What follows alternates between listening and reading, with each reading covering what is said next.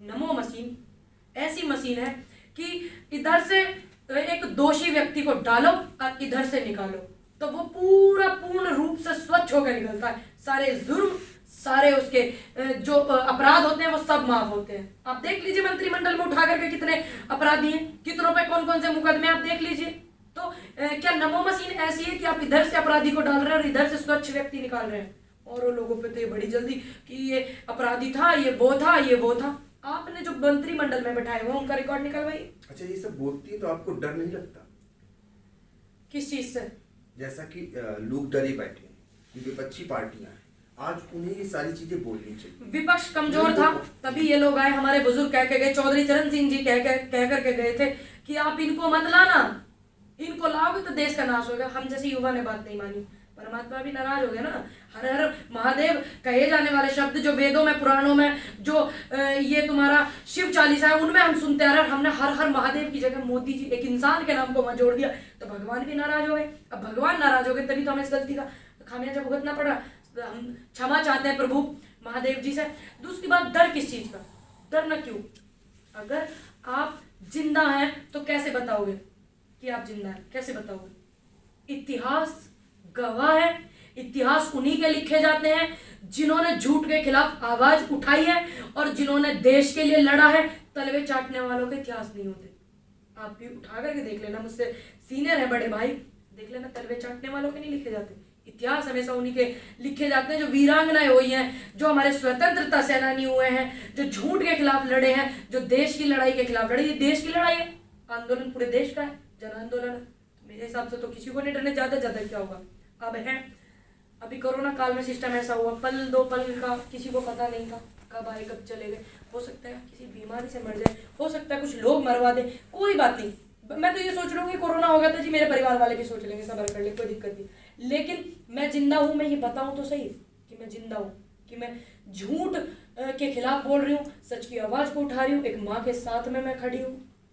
तो जब इतना सब कुछ बता रही हैं तो पूरे देश में घूम रही हैं, उत्तर प्रदेश में खास कर घूम रही हैं और चुनाव सिर पर है। ऐसे में पूनम पंडित उन किसानों को, उन जनता को ये भी बता दें यदि बीजेपी नहीं तो किसको चुने? आदमी दिलभ्रमित है आदमी। देखिए जी, मैं जब सपोर्ट करूंगी खुल के करूंगी किसी भी व्यक्ति को। अभी थोड़ा मुझे टाइम लग रहा है क्योंकि अभी 7-8 महीने चुनाव में। दूसरी बात देखिए, मैं तो सत्ता में नहीं हूं ना, जो मैं प्रताड़ित करके जबरदस्ती उनको बोलूं कि इस पार्टी को वोट दो। वो अपने वोट के खुद स्वयं अधिकार उनका है, तो मैं किसी से जबरदस्ती कैसे उनका अधिकार छीन सकती हूँ। बाकी जितने लोग मेरे चाहने वाले, मुझे प्यार सम्मान देने वाले, जब उन्हें दिखेगा कि इधर जा रही हैं जिसको हमने आशीर्वाद दिया सारी चीजें सोच करके, तो वो उधर खुद ही आएंगे।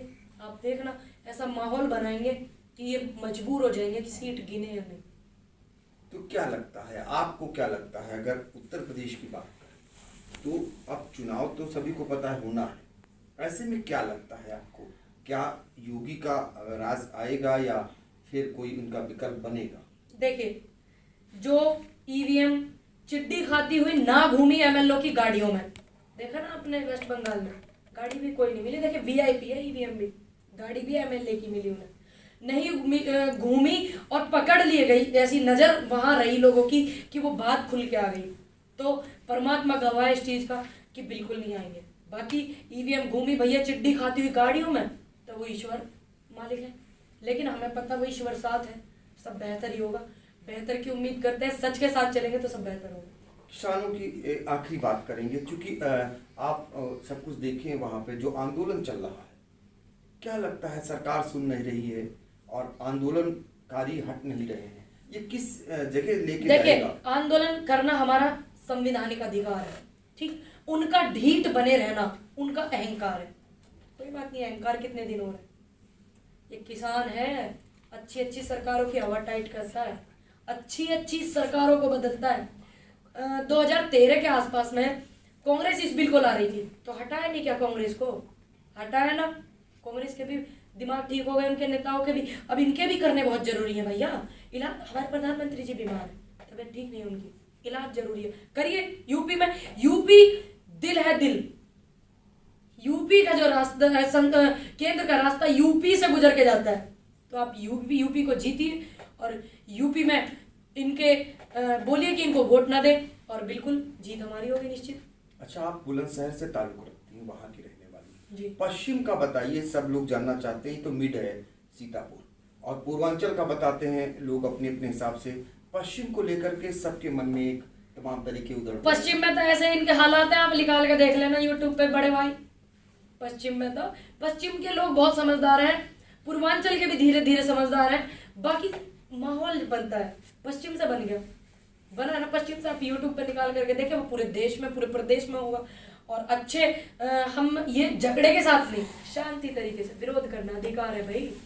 क्या विरोध करना, अब से पहले सरकारों के विरोध नहीं हुए क्या? अब से पहले आंदोलन नहीं हुए? 2013 में ये किस लिए आए? 14 में आए, 13 में इन्होंने क्या करा?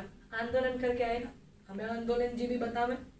अगर हम आंदोलन जीवी हैं तो बीजेपी सरकार के नेताओं ने उन आंदोलन करने वाले स्वतंत्रता सेनानियों का अपमान किया, जिन्होंने आंदोलन कर करके हमारे देश को आजाद कराया। क्या ये उनका अपमान? वो भी तो आंदोलन करते थे ना। तो इनको यही नहीं पता अहंकार में क्या बोल रहे हैं। तो कोई बात नहीं, विनाशकालीन विपरीत बुद्धि जब दिशा में चलती है ना, तो विनाश निश्चित है। ये बताइए कि पूनम पंडित को कौन सा नेता अच्छा लगता है यूपी में? यूपी में देखिए, मैं कभी राजनीति परिवार से मेरा कोई ताल्लुक नहीं रहा कभी भी। बाकी मैंने 2 बार वोट दी, मोदी जी को वोट दी 2 बार। मुझे मौका मिला 2 बार वोट डालने का, तो वो दोनों बार ही मैंने इनको वोट दी। और यूपी में हमारे युवा हैं, चौधरी जयंत भी, अखिलेश जी भी, और प्रियंका जी सबकी फेवरेट है। अब देखते हैं, तो अब किसी के कार्य शैली को देख कर गए अगर हम चुने नेता, तो हमारे लिए बेहतर होगा। क्योंकि ये मूर्खता तो मैंने पहले ही कर ली कि दुनिया कर रही मोदी मोदी मोदी, तो मैंने भी वहीं जाके वोट दी थी। तो हम कार्यशैली को देख कर गए, जो संविधान की बातों को समझे, जो ख्वाब को जोड़ने की बातें समझे। हिंदुस्तान ख्वाब है, कोई तोड़ने की बात करे तो क्या कहेंगे ऐसे लोगों को? तो ख्वाब को जोड़ने की बात करे।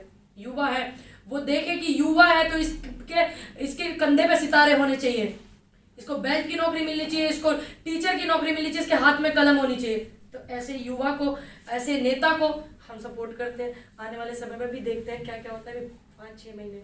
तो किसानों के लिए पूनम पंडित की आखिरी अपील। मेरी सभी धर्मों के लोगों से अपील है, सभी पूरे देशवासियों से मेरी एक अपील है। मैं बार बार 4-5 महीने से बोल रही हूँ कि ये लड़ाएंगे भिड़ाएंगे, लेकिन हमने लड़ना नहीं है, हमने बंटना नहीं है। आप किसान जाति से हैं, किसान एक ऐसी जाति है वो अच्छी अच्छी पार्टियों की रीढ़ की हड्डी खराब करती है, वो हो रही है, आपको भी अच्छे से पता है। तो आप एक रहिएगा, एकत्रित रहिएगा। और ये लोग ऐसी करेंगे हरकतें चुनाव के टाइम पे, क्योंकि इनको और कुछ नहीं आता।